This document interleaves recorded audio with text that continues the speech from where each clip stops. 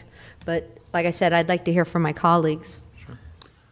Yes, Weber Point obviously is the one that jumps out at me because we've done events there where we've had horseback rides, not horseback, but carriage rides.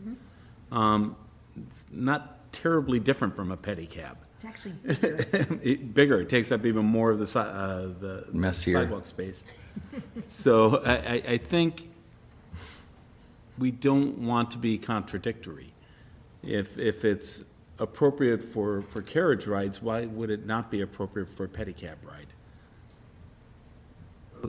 Or the carriages, I imagine they were probably part of a special event or a permanent event as opposed to just riding generally So at any time.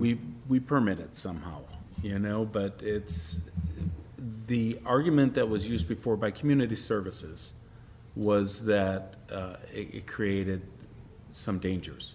Liability. And liability, but I would imagine the liability is much greater with horses because of the volatility of horses. Right. So, and I know we didn't do those last Christmas, but we had done them for the 2 previous Christmases. And Christmas tree lighting ceremonies. Right. So I just know, like Vice Mayor speaks of, that in other communities they manage to get it done, and it becomes an asset to those areas like Old Sacramento and the area around the Golden One Center. That's just in our own neighborhood. The Vice Mayor spoke of San Diego and the gas lamp district, and I think we are all of the mind that Stockton has the potential to create that kind of space along our waterfront.